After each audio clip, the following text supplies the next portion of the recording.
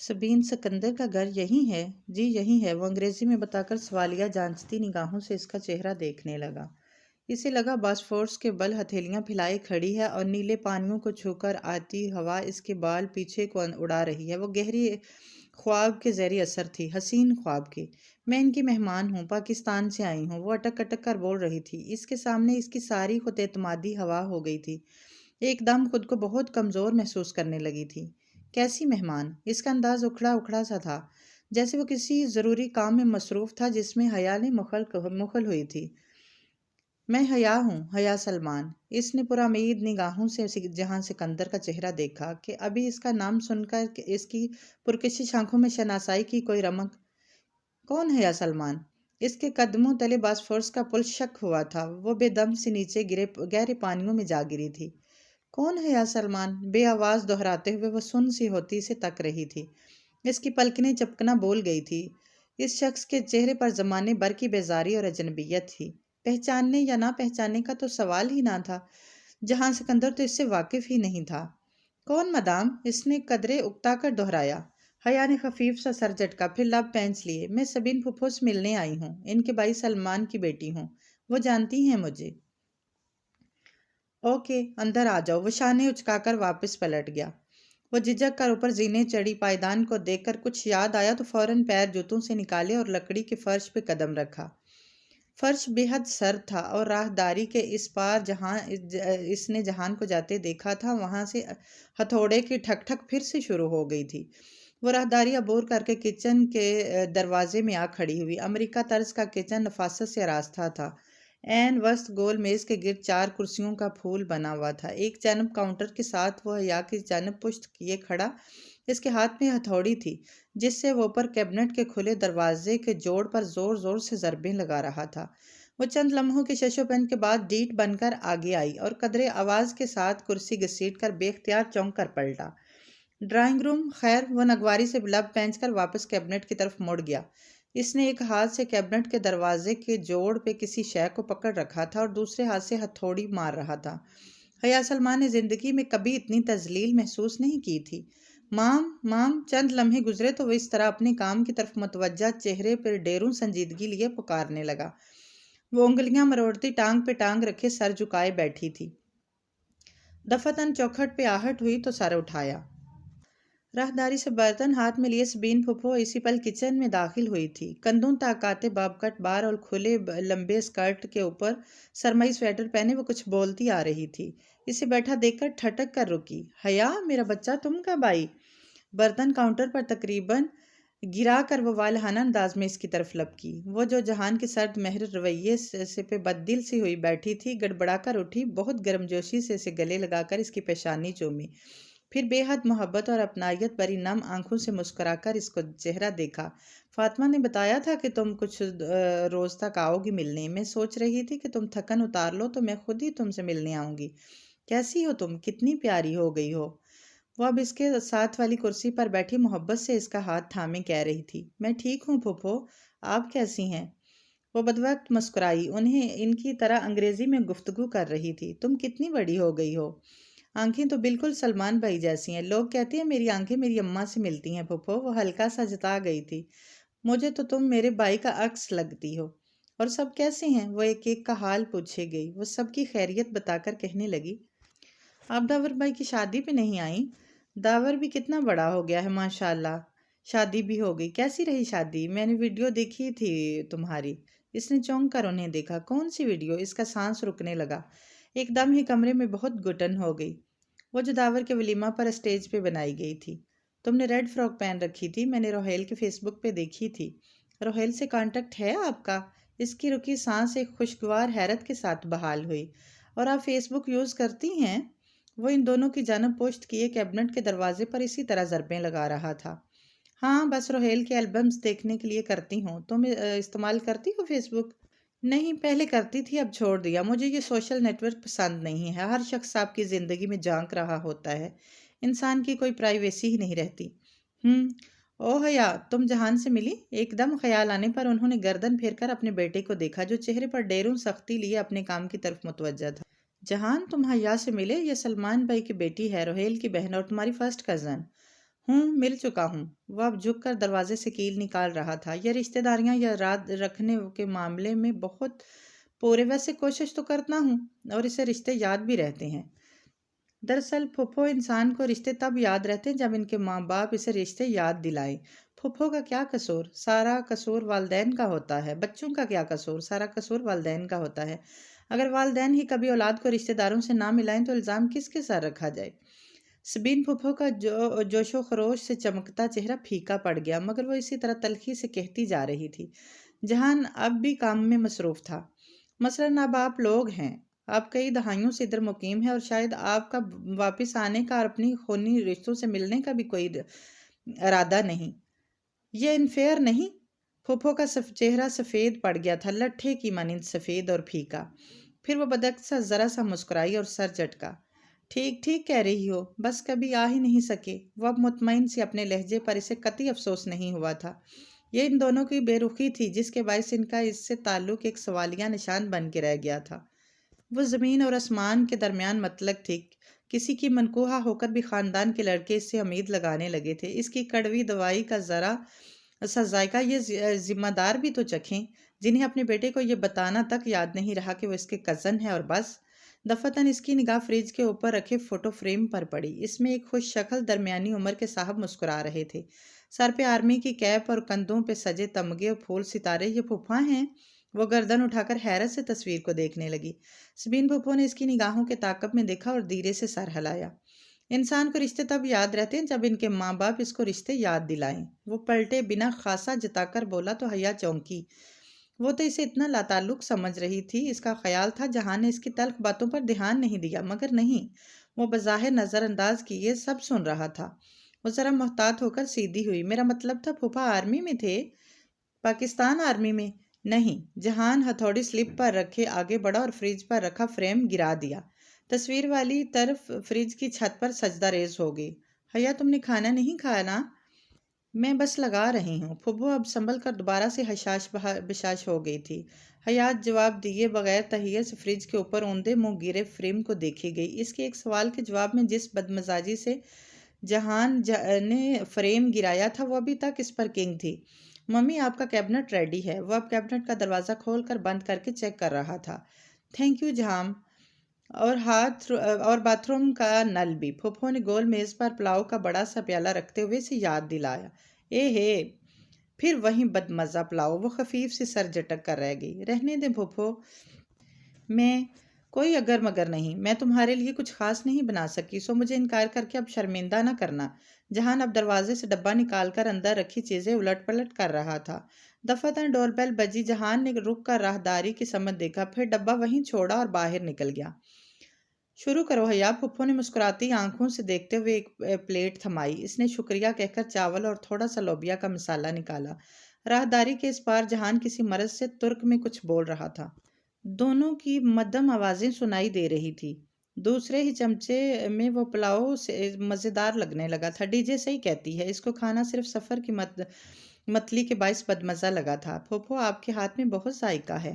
حیا اس کا چمچہ پکڑے منہ تک جاتا ہاتھ اور بات دونوں رک گئے۔ بے یقینی سے اس نے گردن موڑی جہاں راہداری سے اسے پکارتا آ رہا تھا۔ اس مغرور اور بددماغ آدمی کو اس کا نام یاد رہ گیا تھا۔ وہ دھیرے دھیرے سڑک کنارے چلنے لگی۔ رسید ابھی تک اس کے ہاتھ میں تھی۔ وہ گھنٹہ بھر پہلے تو خود سے بات سے ناواقف تھی کہ جہانگیر جا رہی ہے، پھر اسے AR کو کیسے معلوم ہوا؟ کیا وہ اس کا پیچھا کر رہا تھا؟ کیا اس کا تعاقب کیا جا رہا تھا؟ لیکن ایک پاکستانی افیسر کے غیر ملک میں اتنے ذرائع کیسے ہو سکتے تھے؟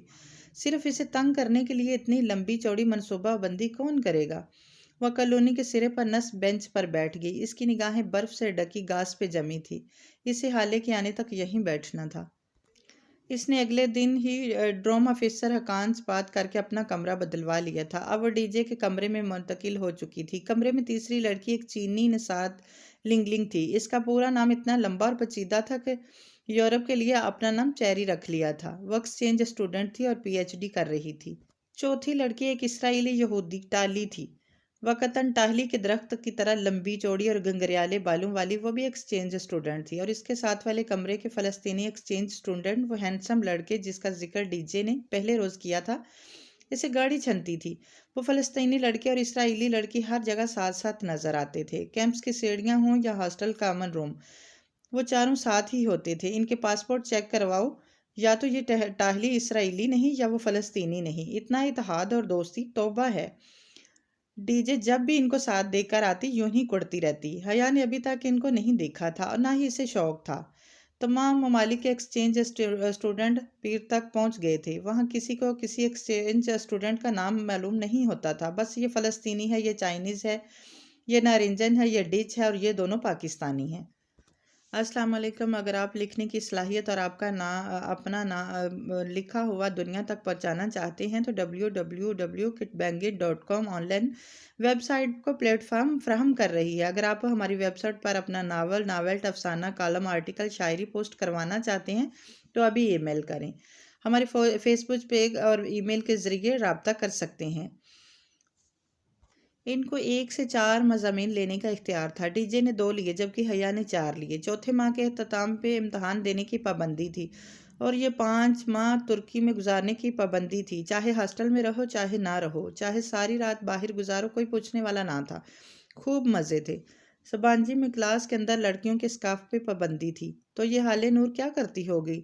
حیا نے ڈی جے سے تب پوچھا جب دونوں نماز کے بہانے کلاس میں دکھائی جانے والی ترکی کی تعارفی پریزنٹیشن سے کھس کر آ گئی تھی اور اب پریئر ہال میں بیٹھی چپس کھا رہی تھی۔ وہ کلاس میں اسکارف اتار کر ہی جاتی ہے، ڈی جے چپس کترتے ہوئے بتا رہی تھی۔ وہ دونوں چوکڑی مار کر کارپٹ پر بیٹھی تھی۔ ایک طرف الماری میں قرآن و اسلامی کتب کے نسخے سجے تھے، دوسری طرف بہت سے اسکارف اور اسکرٹس ٹنگے ہوئے تھے۔ جینز والی ترک لڑکیاں اسکرٹ پہن کر نماز پڑھ لیتی اور پھر بعد میں وہ اسکرٹ وہاں لٹکا کر چلی جاتی۔ استنبول کے ہر زنانہ پریئر ہال میں ایسے اسکارف اور اسکرٹ لٹکے ہوئے تھے۔ مزے کی ہے یہ حالے نور بھی، وہ انگلی سے بال پیچھے کرتے ہوئے کہہ رہی تھی۔ اس نے بھی بلیو جینز کے اوپر گلابی سویٹر پہن رکھا تھا۔ پاکستان میں تایا فرقان کی ڈانٹ کے ڈر سے وہ جینز نہیں پہن سکتی تھی، لیکن شکر ہے کہ یہاں وہ لوگ نہیں تھے اور وہ زندگی کو اپنی مرضی سے لطف اندوز ہو کر گزار رہی تھی۔ پرسوں تم اپنی پھپھو کے گھر گئی تھی، کیسا رہا ٹرپ؟ اچھا رہا۔ پھپھو نے پلاؤ بنایا تھا، وہ واقعی اپنا بدمزہ پکوان نہیں ہے جتنا ہم سمجھے تھے۔ میں تو پہلے ہی کہہ رہی تھی۔ جب پریئر ہال میں ہی خوب بور ہو گئی تو باہر نکل آئیں۔ سرد نم دھیمی ہوا میں بہہ رہی تھی۔ ہری گھاس پر سبانجی کی گول سی عمارت پورے وقار کے ساتھ کھڑی تھی، جیسے ایک گلائی کی شکل میں بنے گھر کو ہیٹ پہنا دی جائے۔ شیشے کے اونچے داخلی دروازوں کے سامنے سیڑھیاں بنی تھی، سیڑھیوں کے دونوں اطراف سبزہ پھیلا تھا۔ وہ دونوں فائلیں تھامے زینے اتر رہی تھی جب ڈی جے نے اس کا شانہ ہلایا۔ یہ وہ آخری زینے پہ 3 لڑکے کھڑے ہیں، یہ وہی فلسطینی لڑکے ہیں، دیکھو ٹاہلی بھی ان کے ساتھ ہے۔ اس نے ہوا سے چہرے پہ آتے بال ہٹائے اور دیکھا، وہ ہینڈسم اور خوش شکل سے لڑکے سیڑھیوں کے کنارے کھڑے باتوں میں مصروف تھے۔ آؤ ان سے ملتے ہیں۔ مجھے دلچسپی نہیں ہے، تم جاؤ، مجھے ذرا کام ہے۔ وہ کھٹ کھٹ زینہ اترتی آگے بڑھ گئی۔ ڈی جے نے اسے نہیں پکارا، وہ ان فلسطینیوں کی جانب بڑھ چلی گئی اور وہ یہی چاہتی تھی کہ وہ ڈی جے سے دوستی اپنی جگہ۔ فی الحال وہ خوب آزادی سے استنبول کو کھوجنا چاہتی تھی، اکیلی اور تنہا۔ قریباً گھنٹے بھر بعد وہ اپنے کمرے سے خوب تیار ہو کر نکلی اور پتھریلی سڑک پر چلنے لگی۔ اس نے بلیو جینز کے اوپر ایک تنگ اسٹائلش سا گھٹنوں تک آتا کوٹ پہن رکھا تھا، شاید سردی کے باوجود ننگے پاؤں میں 5 انچ اونچی ہیل پہنی تھی۔ ریشمی بال ہوا سے شانوں پر اڑ رہے تھے اور گہرے کاجل کے ساتھ رس بری کی طرح سرخ لپسٹک، اس سے سرخ لپسٹک ہمیشہ سے پرکشش لگتی تھی اور آج اسے معلوم تھا کہ وہ بہت حسین لگ رہی ہے۔ بس اسٹاپ آ چکا تھا جب بادل زور سے گرجے۔ یہ بس اسٹاپ یونیورسٹی کے اندر ہی تھا۔ سبانجی کی ہیروئن گورسل تھی اور گورسل بس سروس وہ سبانجی کے طلبہ کے لیے ہی چلتی تھی اور انہیں استنبول شہر تک لے جاتی تھی۔ حالے نے اسے گورسل کا شیڈول رٹوا دیا تھا۔ جس دن تمہاری گورسل چھٹی تمہیں حالے نور بہت یاد آئے گی، اس نے سختی سے تاکید کرتے ہوئے کہا تھا۔ گورسل اپنے مقررہ وقت سے ایک لمحہ کی تاخیر بھی نہیں کرتی تھی اور اگر آپ چند سیکنڈ بھی تاخیر سے آئے تو گورسل گئی۔ اب وہ 2 گھنٹے بیٹھ کر گورسل کا انتظار کریں۔ جب وہ گورسل میں بیٹھی تو آسمان پہ سیاہ بادل اکٹھے ہو رہے تھے۔ جب گورسل نے باسفورس کا عظیم الشان پل پار کیا تو موٹی موٹی بوندیں پانی میں گر رہی تھیں اور جب وہ ٹاکسم اسکوائر پر اتری تو استنبول بھیگ رہا تھا۔ ٹاکسم اسکوائر کے استنبول کا ایک مرکزی چوک تھا، وہاں عین وسط میں اتاتورک سمیت تاریخی شخصیات کے مجسمے نصب تھے۔ مجسمہ زادی کے ایک طرف ہرا بھرا پارک تھا اور دوسری طرف میٹرو ٹرین کا زیر زمین اسٹیشن۔ وہ بس سے اتری تو بارش تڑا تڑ برس رہی تھی، موٹے موٹے قطرے اس پہ گر رہے تھے۔ وہ سینے پہ بازو لپیٹے تیز تیز سڑک پار کرنے لگی۔ گیلی سڑک پہ اونچی ہیل سے چلنا دشوار تھا، چند ہی لمحوں میں وہ پوری طرح بھیگ چکی تھی۔ زیر زمین میٹرو اسٹیشن تک جاتی وہ چوڑی سیڑھیاں سامنے ہی تھی۔ وہ تقریباً دوڑ کر سیڑھیوں کے دہانے تک پہنچی ہی تھی کہ چٹک کی آواز آئی۔ وہ لڑکھڑائی اور گرتے گرتے بچی۔ اس کی دائیں سینڈل کی ہیل درمیان سے ٹوٹ گئی تھی، ٹوٹا ہوا 2 انچ کا ٹکڑا بس اٹکا ہوا ساتھ لٹک رہا تھا۔ اس نے خفت سے ادھر ادھر دیکھا، لوگ مصروف انداز میں چھتریاں تانے گزر رہے تھے، شکر ہے کہ کسی نے دیکھا نہیں۔ بارش اسی طرح برس رہی تھی، اس کے بال موٹی گیلی لٹوں کی صورت چہرے کے اطراف میں چپک گئے تھے۔ اس نے کوفت سے ٹوٹے جوتے کے ساتھ زینہ اترنا چاہا مگر یہ ناممکن تھا۔ جھنجھلا کر وہ جھکی، دونوں جوتوں کے سٹرپس کھولے، پاؤں میں سے نکالے اور جوتے سٹرپس سے پکڑ کر سیدھی ہوئی۔ نیچے ٹرین کے پہنچنے کا شور مچ گیا تھا۔ وہ بھاگتے ہوئے ننگے پاؤں زینہ اترنے لگی۔ میٹرو کا ٹکٹ 1.5 لیرہ کا تھا، چاہے جس بھی اسٹیشن پر اترو۔ وہ ٹکٹ لے کر جلدی سے ٹرین میں داخل ہوئی تاکہ کسی کے محسوس سے قبل ہی معتبر بن کر جوتے پہن کر بیٹھ جائے۔ میٹرو میں نشستیں دونوں دیواروں کے ساتھ سیدھی قطار میں تھی۔ کھڑے ہونے والوں کے لیے اوپر راڈ تھے، ہینڈل لٹک رہے تھے۔ وہ ایک ہینڈل پکڑ کر بیڑ میں سے راستہ بنانے لگی۔ اس کی نظر کونے کی ایک خالی نشست پر تھی مگر آگے چلتے شخص نے گویا راستہ روک دیا تھا۔ جب تک وہ کونے والی نشست پر بیٹھا نہیں، وہ آگے نہیں بڑھ سکی۔ پھر اس کے بیٹھتے ہی دم سے اس کے برابر کی جگہ پر آ بیٹھی۔ وہ سیاہ سوٹ میں ملبوس شخص شناسا سا لگا، لیکن لمحے بھر کو اس کا سانس رک سا گیا۔ وہ جہاں سکندر احمد، بہت قیمتی اور نفیس سیاہ سوٹ میں ملبوس، جلد سے بال پیچھے کیے، وہ چہرے پر ڈیروں سنجیدگی لیے اخبار کھول رہا تھا۔ بریف کیس اس نے قدموں میں رکھ دیا تھا۔ وہ متحیر سی بیٹھی سامنے دیکھتی گئی، کن اکھیوں سے انہیں وہ چہرے کے آگے اخبار پھیلائے نظر آ رہا تھا۔ سامنے والی قطار اور ان کی قطار کے درمیان جگہ اوپر لیے ہینڈل پکڑ کر کھڑے لوگوں سے بھرنے لگی تھی۔ وہ عجیب اتفاق پر اس ششن سی رہ گئی کہ ہاتھوں سے لٹکتے جوتے بھول ہی گئے۔ یاد رہا تو بس یہی کہ وہ کتنا قریب مگر کتنا دور تھا۔ وہ اسے کیسے مخاطب کرے، اور اگر وہ اسے دیکھے بنا ٹرین سے اتر گیا تو؟ اس کا دل ڈوبنے لگا۔ مگر وہ تو شاید اسے پہچانے بھی نہیں۔ اس سرد مہر کامگو شخص سے اسے یہی توقع تھی۔ چند پل سرکے تھے کہ جہاں نے صفحہ پلٹنے کی غرض سے اخبار نیچے کیا اور انگوٹھے سے اگلے صفحے کا کنارہ موڑتے ہوئے ایک سرسری نگاہ پہلو میں بیٹھی لڑکی پہ ڈالی۔ پھر صفحہ پلٹ کر اخبار کی طرف متوجہ ہو گیا، لیکن اگلے ہی پل وہ جیسے رکا اور گردن موڑ کر دوبارہ اسے دیکھا۔ اس کی بھیگی موٹی لٹیں رخساروں سے چپک گئی تھی، پانی کے قطرے تھوڑی سے نیچے گردن پہ گر رہے تھے۔ وہ اس کے متوجہ ہونے پہ بھی سانس روکے سامنے دیکھی گئی۔ اوہ حیا! وہ حیرت بھری آواز کہیں دور سے آئی تھی۔ حیا نے دھیرے سے پلکیں جھپکی اس کی جانب اٹھائی۔ کاجل کی لکیر مٹ کر نیچے بہہ گئی تھی، تب بھی ناداس آنکھوں میں عجب سحر سا دکھتا تھا۔ جہاں سکندر، وہ بدوقت رسماً مسکرائی۔ حیا کیسی ہو؟ اکیلی ہو؟ کہنے کے ساتھ جہاں نے ارد گرد نگاہ دڑائی۔ وہاں کوئی مسافر حیا کا ہمسفر نہیں لگ رہا تھا۔ جی اکیلی ہوں۔ میں نے یہ بھی پوچھا ہے کیسی ہو؟ مسکراتے ہوئے اپنائیت سے کہتے ہوئے وہ اخبار تہہ کرنے لگا۔ وہ جو اس کے لیے ہتھوڑی اور میخیں نہیں رکھ رہا تھا، اب اخبار رکھ رہا تھا۔ یا خدا، یہ وہیں سے جہاں سکندر تھا۔ ممی تمہیں بہت یاد کر رہی تھی، تم پھر کب آؤ گی گھر؟ اخبار ایک طرف رکھ کر اب بری طرح حیا کی جانب متوجہ تھا۔ وہ یکٹک اسے دیکھے گئی۔ بس شاید کچھ دن۔ کچھ کہنے کی سعی میں اسے محسوس ہوا جہان کی نظریں اس کے ہاتھ پر پھسلی تھی، اور بیشتر اس کے کہ وہ چھپا پاتی وہ دیکھ چکا تھا۔ جوتے کو کیا ہوا ہے؟ اتنی سردی میں ننگے پاؤں بیٹھی ہو؟ لاؤ جوتا دکھاؤ۔ وہ خفا سا تھا یا فکر مند، اسے سوچنے کا موقع ہی نہ مل سکا۔ جہان جوتا لینے کے لیے جھکا تو اس نے بے بسی سے ٹوٹی ہیل والی سینڈل سامنے کی۔ یہ تو الگ ہونے والا ہے۔ اس کے ہاتھ سے جوتا لے کر اب وہ اسے الٹ پلٹ کر دیکھنے لگا۔ حیا نے بے چینی سے پہلو بدلا۔ جہاں رہنے دو، ٹھہرو، شاید یہ جڑ جائے۔ وہ جھک کر دوسرے ہاتھ سے بریف کیس میں سے کچھ نکالنے لگا۔ جہاں لوگ دیکھ رہے ہیں۔ یہ پکڑو ذرا۔ وہ سیدھا ہوا اور جوتا حیا کو تھمایا، پھر ہاتھ میں پکڑا ٹیپ کھولا۔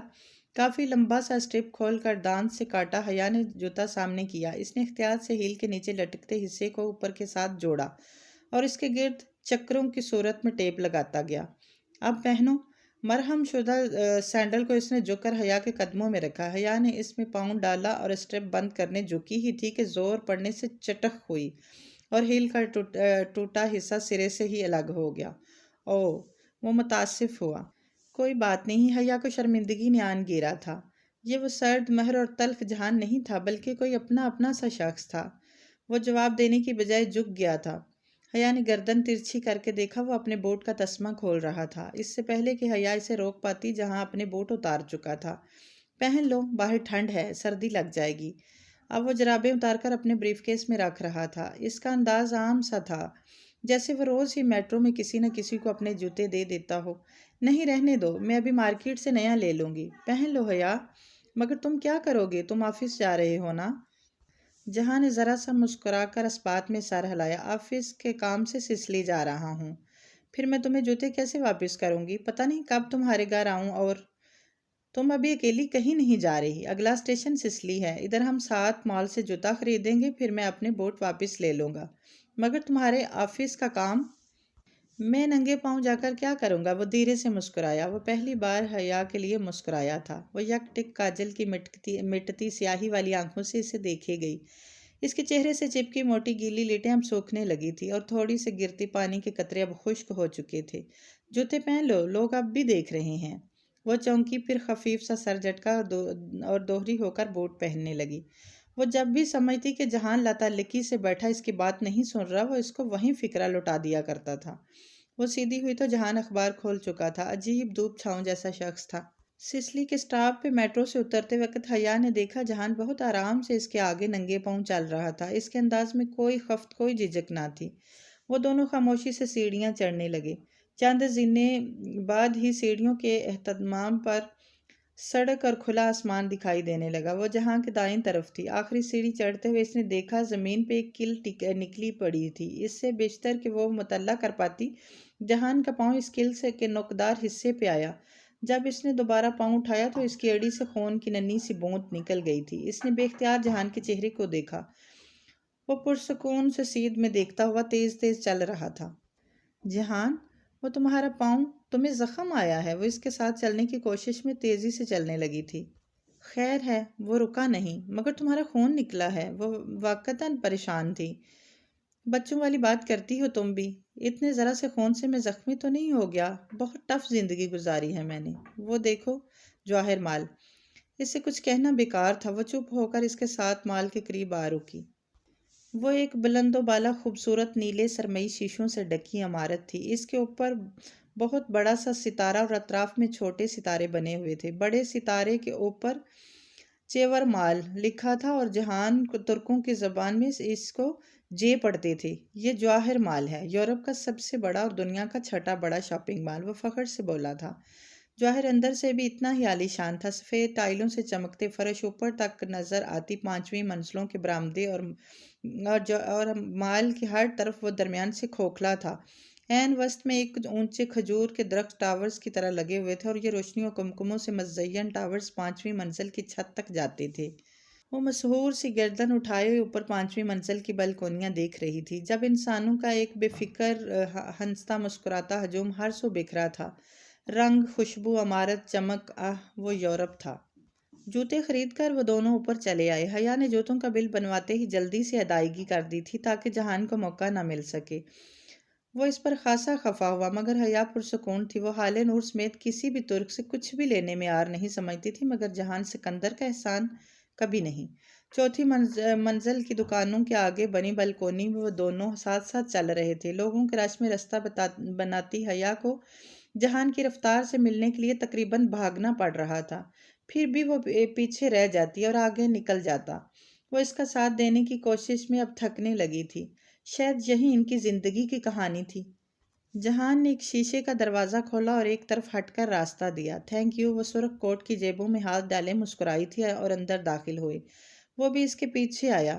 وہ ریسٹورنٹ تھا، نرم گرم ماحول، ہیٹر اور باہر کے سرما کی ملی جلی خنکی مدھم روشنیاں، پیچھے بجتا دھیما میوزک۔ آرڈر کرو۔ وہ ایک کونے والی میز کے گرد آمنے سامنے بیٹھ گئی تو جہان نے کہا۔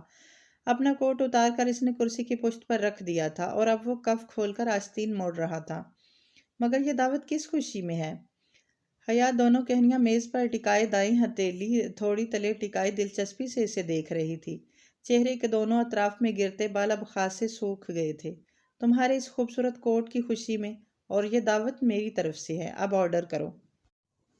حیا نے گردن جھکا کر ایک سرسری نگاہ اپنے کوٹ پہ ڈالی۔ مگر دعوت تمہاری طرف سے ہے تو آرڈر تمہیں ہی کرنا چاہیے۔ اس نے جہاں کی بات نظر انداز کر دی کہ شاید مذاق کر رہا ہے۔ ٹھیک ہے۔ جہاں نے مینیو کارڈ اٹھایا اور صفحے پلٹنے لگا۔ وہ مہر سے اس کے وجیح چہرے کو دیکھے گئی۔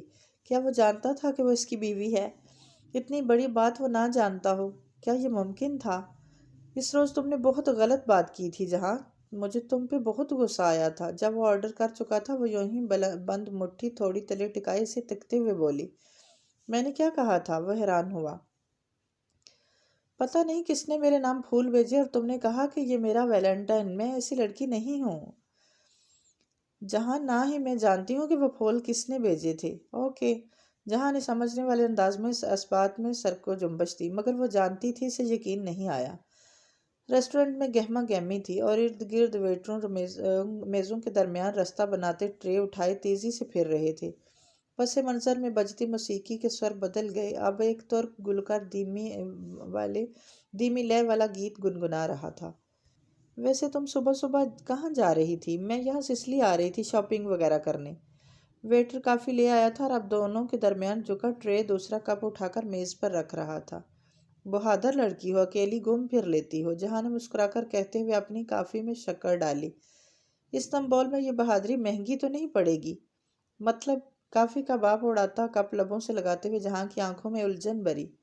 اس نے ایک گھونٹ پی کر کپ نیچے کیا۔ مطلب ڈرگ مافیا، آرگنائزڈ کرائم اور اسٹیٹ سیکرٹ آرگنائزر جیسی ترکیبات سے واسطہ تو نہیں پڑے گا؟ وہ کہنیاں میز پر رکھے آگے ہوئے اور چہرے پہ سادگی سجائے آہستہ سے بولی، کیونکہ سنا ہے یہاں ان سب سے پالا پڑ سکتا ہے۔ کس سے سن لی تم نے ایسی خوفناک باتیں؟ جہاں نے مسکرا کر سر جھٹکا۔ تم بتاؤ، یہ پاشا کون ہے؟ پاشا کو نہیں جانتی تو ترکی کیوں آئی ہو؟ مصطفیٰ کمال پاشا یا کمال ترک؟ وہ ترکوں کا باپ تھا۔ وہ نہیں، میں استنبول کے پاشا کی بات کر رہی ہوں، عبدالرحمن پاشا کی۔ کافی کا لب لبوں تک لے جاتے ہوئے جہان نے رک کر نہ سمجھی سے دیکھا۔ کون؟ کافی سے اڑتی بھاپ لمحے بھر کے لیے اس کے چہرے کو ڈانپ گئی۔ ایک بھارتی اسمگلر جو یورپ سے ایشیا اسلحہ اسمگل کرتا ہے۔ کم آن، اس نے کپ رکھ کر سنجیدگی سے حیا کو دیکھا۔ استنبول میں ایسا کوئی مافیا راج نہیں ہے۔ یہ کس نے تمہیں کہانیاں سنا دی؟ یوں ہی مشہور ہونے کے لیے کسی نے اپنے بارے میں افواہ اڑائی ہوگی۔ تم استنبول کو کیا سمجھ رہی ہو؟ خالے کی طرح وہ ایک خالص ترک تھا، اپنے استنبول کے دفاع کے لیے جی جان سے تیار۔ ویٹر جہان کے اشارے پر بل لے کر آیا تھا اور جہان اپنے بٹوے سے کارڈ نکال کر اس کی فائل میں رکھ رہا تھا۔ رائی ہوتی ہے تو پہاڑ بنتا ہے۔ حیا، یہ پاکستان نہیں ہے، جہان نے ذرا تفاخر سے جتا کر کہا تو اس کے لب پنچ گئے۔ کارڈ رکھ کر جہان نے فائل بند کر کے ایک طرف رکھی۔ پاکستان میں بھی یہ سب نہیں ہوتا، اور بل میں دوں گی۔ حیا نے تیزی سے فائل اٹھائی اور کھولی۔ جیسے میں جانتا ہی نہیں۔ جہان کی اگلی بات لبوں میں ہی رہ گئی۔ اس کے دائیں طرف سے ایک ویٹر ٹرے اٹھائے چلا آ رہا تھا۔ اچانک ایک دوسرا ویٹر تیزی سے اس کے پیچھے سے آیا تھا اور پہلے ویٹر سے آگے نکلنے کی کوشش کی۔ پہلے ویٹر کو ٹھوکر لگی، وہ توازن برقرار نہ رکھ پایا اور نتیجن اس کی دائیں ہتھیلی پہ سیدھی رکھی لکڑی کا ٹرے شٹر شٹر کرتا بھاپ اڑاتا بیف اسٹک سمیت الٹ گیا۔ میز پر رکھے حیا کے ہاتھ پہ ٹرے اور گرم بیف اکٹھے آ کر لگے۔ وہ بلبلا کر اٹھ کھڑی ہوئی۔ فائل اور بل نیچے جا گرے۔ I am so sorry. وہ دونوں ویٹر بیک وقت چیزیں ٹھیک کرنے لگے۔ ٹرے سے کافی کا کپ بھی الٹ گیا تھا اور ساری کافی فرش پہ گری پڑی تھی۔ جہاں نگواری سے ترک میں انہیں ڈانٹنے لگا۔ چند منٹ معذرتوں اور میز صاف کرنے میں لگ گئے۔ وہ واپس آ بیٹھا تو حیا اپنی کلائی سہلا رہی تھی۔ تمہیں چوٹ آئی ہے؟ دکھاؤ ذرا، زیادہ جل تو نہیں گیا؟ اس نے ہاتھ بڑھایا مگر حیا نے کلائی پیچھے کر لی۔ ذرا سی چوٹ سے میں زخمی تو نہیں ہوگی؟ بہت ٹف زندگی گزاری ہے میں نے۔ بظاہر وہ مسکرا کر مگر درد کو دبا گئی۔ ہتھیلی سرخ پڑ چکی تھی اور شدید جل رہی تھی۔ میری بات تو ہے، ہاتھ دکھاؤ۔ مگر اس نے ہاتھ گود میں رکھ لیا۔ ٹھیک ہے، اٹس اوکے، کافی کا شکریہ، اب ہمیں چلنا چاہیے۔ وہ اٹھ کھڑی ہوئی۔ بل والی بات اسے بھول گئی تھی۔ مگر کافی تو ختم کر لو۔ وہ قدرے پریشانی سے کھڑا ہوا۔ رہنے دو، انتہائی بد تہذیب ویٹرز ہیں یہاں کے، چلو۔ واپسی پر وہ اسے میٹرو اسٹیشن تک چھوڑنے آیا تھا۔ زیر زمین جاتی سیڑھیوں کے دہانے پر وہ دونوں آمنے سامنے کھڑے تھے۔ تم واپس ٹاکسم نہیں آؤ گے؟ نہیں، وہ دفتر یہاں قریب ہی ہے، جس سے کام کے سلسلے میں ملنے آیا تھا، اس طرف۔ جہاں نے بازو اٹھا کر دور ایک طرف اشارہ کیا۔ اس نے سفید شرٹ کی آستین یوں ہی کونیوں تک موڑ رکھی تھی۔ اوور کوٹ بازوؤں پر ڈال رکھا تھا۔ ٹائی کی ناٹ اب تک ڈھیلی ہو چکی تھی۔ وہ یقیناً اس کا ایک اور ورکنگ ڈے خراب کر چکی تھی۔ ویسے تم کیا کرتے ہو؟ وہ کوٹ کی جیبوں میں ہاتھ ڈالے کھڑی گردن اٹھائے اسے دیکھ رہی تھی۔ میں ایک غریب سا ریسٹورنٹ اونر ہوں۔ استقلال اسٹریٹ پر جو پہلا برگر کنگ ہے وہ میرا ہے۔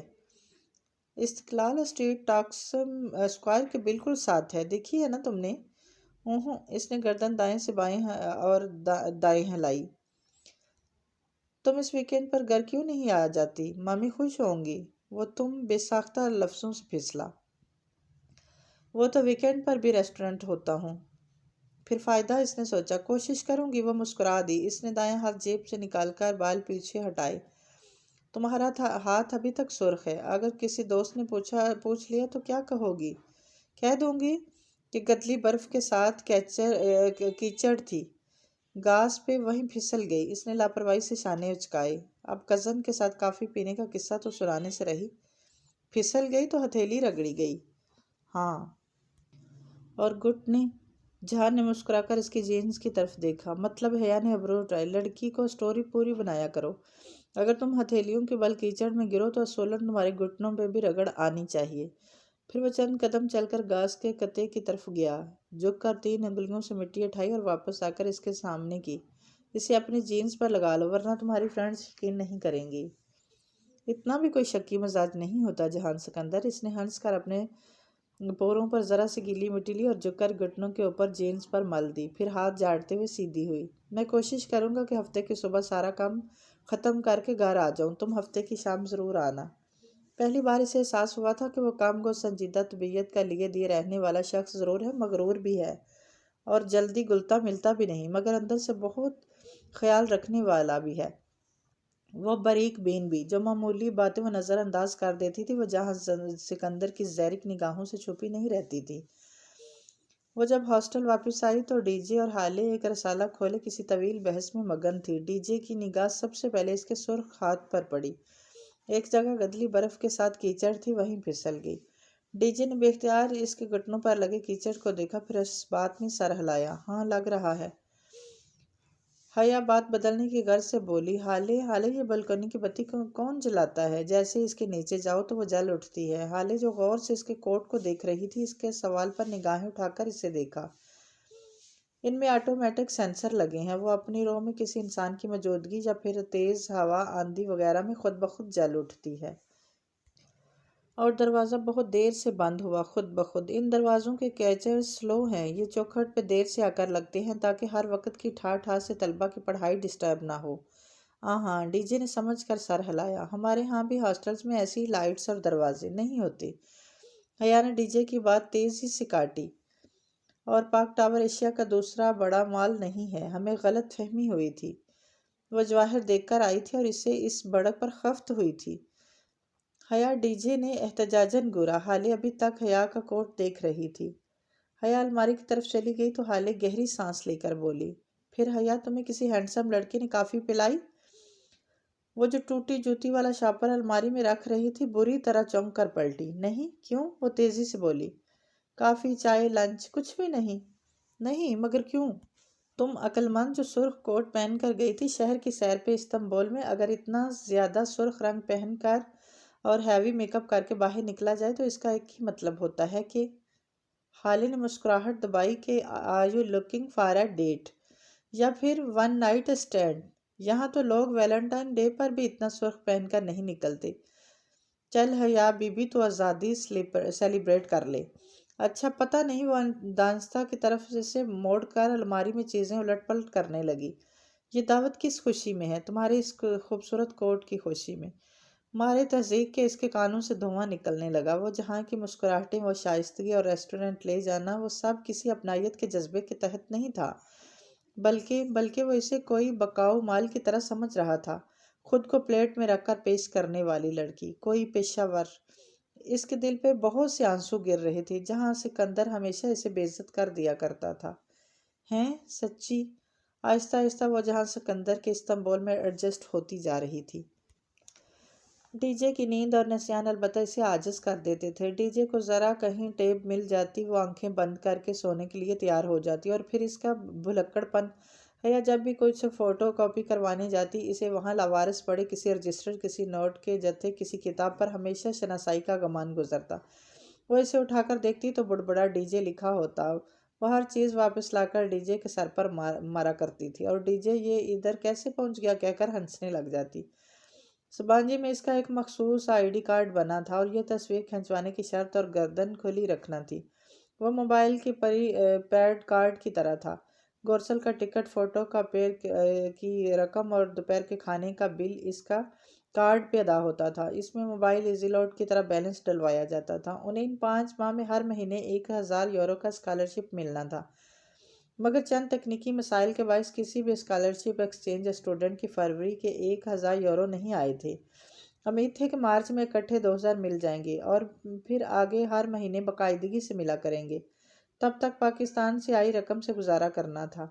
سو آج کل سب ایکسچینج اسٹوڈنٹ کا ہاتھ تنگ تھا۔ دوپہر کا کھانا وہ سبانجی کے ڈائننگ ہال میں کھاتی تھی۔ رات کا کھانا اپنے کمرے میں خود بنانا ہوتا تھا۔ ہر بلاک کے ایک کچن تھا جہاں پر ہر اسٹوڈنٹ اپنا ناشتہ اور رات کا کھانا تیار کرتا تھا۔ مسئلہ یہ تھا کہ وہاں طلبہ کے لیے خصوصی ڈیزائن کردہ چولہے تھے۔ اس خطرے کے پیش نظر کہ کہیں کوئی پڑھائی میں مگن چولہے پہ کچھ رکھ کے بھول گیا یا گیس کھلی چھوڑ دے اور نقصان ہو۔ وہ چولہے آٹومیٹک تھے۔ ہر 15 منٹ بعد جب چولہا خوب گرم ہو جاتا تو خود بخود بند ہو جاتا، پھر 5 منٹ بعد دوبارہ جل اٹھتا۔ ان کو بند ہونے سے روکنے کا کوئی طریقہ نہ تھا، اور ایسے بیکار چولہوں پر دیسی کھانا پکانا ممکن نہ تھا۔ ہاسٹل کے بلاکس کے قریب ہی ایک بہت بڑا لگژری سپر سٹور دیا گیا تھا۔ اس کا نام تھا، اور ساتھ ترک میں سٹور کو کہتے تھے۔ وہ دونوں دیا سٹور سے راشن لاتی اور بل آدھا آدھا تقسیم کر لیتی۔ ایک رات حیا کھانا بناتی اور وہ بہت اچھا سا دیسی کھانا ہوتا۔ دوسری رات ڈی جے کی باری ہوتی اور وہ جو بناتی کچھ بھی ہوتا تھا مگر کھانا نہ ہوتا تھا۔ ڈی جے میں یہ سب تمہارے سر پر الٹ دوں گی۔ وہ جب بغیر بنے ابلی ہوئی سبزی کا سالن دیکھتی اور پھر ابلے چاولوں پہ آملیٹ کے ٹکڑے تو ڈی جے خوب چلایا کرتی تھی۔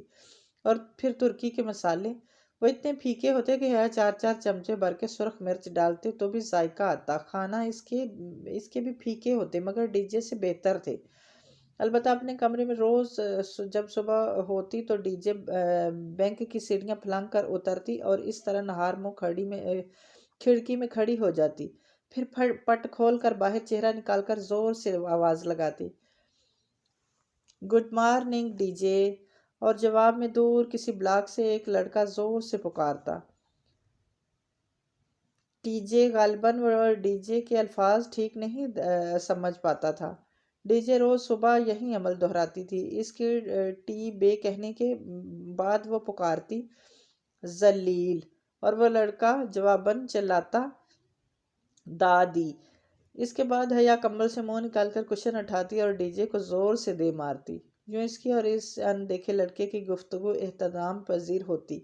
گھر روز ہی بات ہو جاتی تھی، البتہ موبائل کے رجسٹریشن میں مسئلہ ہوا تھا۔ ڈی جے کا تو رجسٹرڈ ہو گیا تھا مگر حیا کے ساتھ ہوا یوں کہ اس کے پاسپورٹ پہ جہاں انٹری کی تاریخ 5 فروری لکھی تھی وہاں اوپر آفیسر کے دستخط کے بعد 5 کا ہندسہ بظاہر 6 لگ رہا تھا۔ تاریخ کا ذرا سا فرق مشکل پیدا کرنے لگا اور اس کا فون رجسٹرڈ نہ ہو سکا۔ وہ ترک سم اس پہ استعمال نہیں کر سکتی تھی کیونکہ ہفتے کے بعد غیر رجسٹرڈ فون پہ ترک سم بلاک ہو جاتی تھی۔ تو حالے نے اسے اپنا ایک پرانا موبائل سیٹ لا کر دیا اور وہ اس بدصورت موٹے بدے فون کو برداشت کرنے پر مجبور ہو گئی۔ اپنے موبائل پہ اس نے اپنی پاکستانی سم لگا دی تھی اور وہ رومنگ پر ٹھیک چل رہا تھا۔ تمہارا کہاں کا پلان ہے؟ حیا نے چاولوں کی پلیٹ میں سے چمچ بڑھتے ڈی جے سے پوچھا۔ یہ پلاؤ اب اس کا اور ڈی جے کا مرغوب ترین کھانا بن چکا تھا، اور ساتھ ترک کوفتے اور پھلوں کا سلاد۔ وہ دونوں آمنے سامنے ڈائننگ ہال میں بیٹھی جلدی جلدی کھانا کھا رہی تھیں۔ میں سسلی جانا چاہتی ہوں شاپنگ وغیرہ کے لیے، اور تم اپنی پھپھو کے گھر جاؤ گی نا؟ ڈی جے کوفتے کے سالن میں تیل نکال کر دوسرے پیالے میں ڈال رہی تھی۔ وہ یوں ہی ہر سالن سے تیل نکالا کرتی تھی، تلی ہوئی چیزوں کو اخبار میں لپیٹ کر دباتی اور پھر کھاتی۔ ہاں، تم ہڈیوں کا ڈھانچہ اسی لیے۔ حیا نے رک کر ناگواری سے اس کے عمل کو دیکھا۔ وہ بنا اثر لیے اوپر آیا تیل دوسرے پیالے میں انڈیلتی رہی۔ ڈائننگ ہال بے حد وسیع و عریض تھا، ہر سوز و روشنیاں جگمگا رہی تھی۔ وہاں لمبی قطاروں میں مستطیل میزیں لگی تھیں اور دونوں قطاروں کے چاروں طرف کرسیوں کی سرحد بنی ہوئی تھی۔ ہر طرف گہما گہمی رش اور شور تھا۔ دفتن پلیٹ کے ساتھ رکھا حیا کا موبائل بج اٹھا۔ اس نے چمچ پلیٹ میں رکھا اور نپکن سے ہاتھ صاف کرتے ہوئے چمکتی اسکرین کو دیکھا۔ تایا فرقان ہوم کالنگ۔ حیا، ارم بول رہی ہوں۔ کیسی ہو ارم؟ نوالا منہ میں تھا اس لیے اس کی پھنسی پھنسی آواز نکلی۔ ٹھیک، تم سناؤ؟ ارم کی آواز میں ذرا بے چینی تھی۔ سب خیریت ہے، تم سناؤ، کوئی بات ہوئی ہے کیا؟ نہیں، ہاں سنو، ایک بات تھی۔ ارم کی آواز دھیمی سرگوشی میں بدل گئی۔ کہو، میں سن رہی ہوں۔ اس کے ذہن کے پردے پر وہ ویڈیو ابھری تھی۔ وہ یار عجیب سی بات ہے، مگر تم ابا وغیرہ کو نہ بتانا۔ اصل میں کل شام جب میں یونیورسٹی سے واپس آئی تو گیٹ کے قریب ایک خواجہ سرا تھا۔ اس نے مجھے روکا۔ حیا بالکل دم سادے سنے گئی۔ پھر پل بھر کو اسے ڈائننگ ہال کی آوازیں آنا بند ہو گئی تھی۔ اس کی سماعت میں صرف ارم کے الفاظ گونج رہے تھے۔ پہلے تو میں ڈر گئی، مگر اس نے کوئی غلط حرکت نہیں کی تو مجھے تسلی ہوئی۔ وہ مجھ سے تمہارا پوچھ رہا تھا کہ حیا باجی کہاں ہیں اور کیسی ہیں۔ امریکہ پہنچ گئی خیریت سے۔ میں نے بتایا کہ وہ امریکہ نہیں، ترکی گئی ہیں۔ پھر وہ کہنے لگا کہ میں تمہیں اس کا سلام اور وہ جھجکتی ہوئی اور دعا دے دوں۔ اور کچھ نہیں، مگر تم ابا وغیرہ کو مت بتانا کہ میں نے ایک خواجہ سرا سے بات کی ہے۔ یہ بات تمہیں اس سے مخاطب ہونے سے قبل سوچنی چاہیے تھی۔ بہرحال میں نہیں جانتی وہ کون ہے۔ کیا نام بتایا اس نے اپنا؟ ڈولی۔ پتہ نہیں کون ہے۔ آئندہ ملے تو بات نہ کرنا، بلکہ نظر انداز کر کے گزر جانا۔ مزید چند باتیں کر کے اس نے فون رکھ دیا اور دوبارہ پلیٹ کی طرف متوجہ ہوگی۔ ویسے تمہاری پھوپھو کا کوئی ہینڈسم بیٹا بھی ہے؟ ڈی جے نپکن سے ہاتھ صاف کر کے مگن سے انداز میں پوچھ رہی تھی۔ اس کا ہاتھ رک گیا۔ وہ چونک کر اسے دیکھنے لگی۔ کیوں؟ تمہاری چمک دمک دیکھ کر یہ خیال آیا۔ ڈی جے نے مسکراہٹ دباتے اپنی اینک انگلی سے پیچھے کی۔ حیا نے یوں ہی چمچہ پکڑے گردن جھکا کر خود کو دیکھا۔ پاؤں کو جوتے چھوتے زرد فراق اور چوڑی دار پاجامے میں ملبوس تھی۔ فراق کے زرد شیفون کی تنگ چوڑی دار آستینیں کلائی تک آتی تھی۔ شیفون کا دوپٹہ اس نے گردن کے گرد لپیٹ رکھا تھا۔ بال حسب عادت سمیٹ کر دائیں جانب آگے کو ڈال رکھے تھے۔ ہاں ہے ایک بیٹا، مگر وہ شادی شدہ ہے۔ وہ لاپرواہی سے شانے اچکا کر پلیٹ میں پڑا کوفتہ کانٹے سے توڑنے لگی۔ اوہ، سارا مزہ ہی کڑکڑا کر دیا۔ اور ڈی جے، یہ کیا؟ وہ ڈی جے کے پیچھے کچھ دیکھ کر رکی تھی۔ کوفتہ ہے اور کیا ہے؟ ڈی جے نے کانٹے میں پھنسے کوفتے کو دیکھ کر کہا۔ اوہ ہو، اپنے پیچھے دیکھو، اس نے جھنجھلا کر کہا تو ڈی جے نے گردن موڑی۔ وہاں ایک قدرے فربئی مائل لڑکی چلی آ رہی تھی۔ حیرت انگیز بات یہ تھی کہ وہ شلوار قمیض اور دوپٹے میں ملبوس تھی۔ سبانجی میں ہم وطن؟ ڈی جے نے بے یقینی سے پلکیں جھپکی۔ اگلے ہی پل وہ دونوں اپنے اپنے کوٹ اٹھا کر کھانا چھوڑ کر اس کی جانب لپکی تھی۔ وہ لڑکی اپنی کتابیں سنبھالتی چلی آ رہی تھی۔ ان دونوں کو دیکھ کر ٹھٹکی۔ وہ ڈی جے کی شلوار قمیض اور حیا کا فراق پاجامہ بے یقینی سے دیکھ رہی تھی اور وہ دونوں اس کی شلوار قمیض۔ آپ پاکستانی ہیں؟ حیا پر جوش سی اس کے پاس گئی۔ ڈی جے سے ذرا پیچھے تھی۔ نہیں، میں انڈین ہوں۔ ڈی جے کی ڈیلی پڑ گئی۔ رہنے دو حیا، مجھے ابھی ورلڈ کپ کا غم نہیں بھولا۔ اس نے سرگوشی کی۔ 3 سال پہلے مصباح الحق کا آخری بال پر آؤٹ ہونا ڈی جے کو کبھی نہیں بھولتا تھا۔ حیا نے زور سے اپنا پاؤں ڈی جے کے جوتے پر رکھ کر دبایا۔ ہم پاکستانی ایکسچینج اسٹوڈنٹ ہیں، حیا سلمان اور یہ خدیجہ رانا۔ آپ؟ میں انجم ہوں اور میرے ہسبینڈ پی ایچ ڈی کر رہے ہیں اور ہم یہاں پڑھاتے بھی ہیں۔ ادھر فیکٹری میں، ہمارا اپارٹمنٹ وہیں رہتے ہیں ہم۔ کبھی آؤ نا ادھر۔ انجم ان دنوں سے زیادہ پرجوش ہو گئی تھی۔ شیور انجم باجی۔ ڈی جے ان کا مسلمان ہونا سن کر پھر سے خوش ہو گئی تھی۔ وہ تینوں کافی دیر وہاں کھڑی باتیں کرتی رہیں اور جب ڈی جے کو یاد آیا کہ گورسل نکلنے میں 5 منٹ ہیں تو انجم باجی کو جلدی سے خدا حافظ بول کر اپنا کوٹ ہاتھوں میں پکڑے باہر بھاگی۔ وہ ٹاکسم کے قریب پارک میں سنگی بینچ پر بیٹھی تھی۔ اس نے اپنا سفید لمبا اونی کوٹ اب زرد فراق پر پہن لیا تھا اور سر جھکائے ہاتھ میں پکڑی شکن زدہ چٹ پہ سے سپین پھپھو کا نمبر موبائل پہ ملا رہی تھی۔ ابھی تک اس نے اس نمبر کو موبائل میں محفوظ نہیں کیا تھا۔ وہاں دور تک سبزہ پھیلا تھا، خوشنما پھول اور رنگ تتلیوں کی بہتات ہو۔ اس کے لمبے بال ہوا میں اڑ رہے تھے۔ وہ موسم سے لطف اندوز ہوتے ہوئے فون پر جاتی گھنٹی سننے لگی۔ ہیلو۔ بہت دیر بعد جہان نے فون اٹھایا۔ جہان، میں حیا۔ اس کے انداز میں خفت در آئی۔ اس سے کہہ رہا تھا اس لیے آج جا رہی تھی۔ ورنہ اس سرخ کوٹ نے اسے خوب بے وقت کیا تھا۔ ہاں حیا بولو، وہ مصروف سا لگ رہا تھا۔ وہ میں ٹاکسم پہ ہوں، تم مجھے یہاں سے پک کر کے لے جا سکتے ہو؟ آج ویکنڈ تھا تو۔ سوری، میں شہر سے باہر ہوں، تم گھر ممی کو فون کر لو نا۔ یہ تمہارے گھر کا نمبر نہیں ہے؟ اس نے حیرت سے چٹ کو دیکھا۔ نہیں، یہ تو میرا موبائل نمبر ہے۔ تو کیا اس نے داور بھائی کی مہندی والے روز جہان کے فون پہ فون کیا تھا؟ او، مجھے پھپھو کا نمبر لکھوا دو۔ جہان نے فوراً نمبر لکھوا دی۔ اچھا، میں ڈرائیور کر رہا ہوں، پھر بات ہوگی۔ مزید کچھ سنے بغیر اس نے فون بند کر دیا۔ وہ دل مسمس کر رہ گئی۔ عجیب آدمی ہے۔ پھپھو اسے کیب پر لینے آئی تھی۔ وہ چند لیرہ اس کی بچت کے چکر میں کیب کر کے نہیں گئی تھی۔ خوب شرمندگی ہوئی۔ گاڑی نہیں تھی تو بتاتی، میں تو ایسے ہی۔ کوئی بات نہیں، گاڑی تو جہان کے پاس ہی ہوتی ہے۔ اور وہ مزید شرمندہ ہوئی، پھر گردن موڑ کر کھڑکی کے باہر دوڑتے درختوں کو دیکھنے لگی۔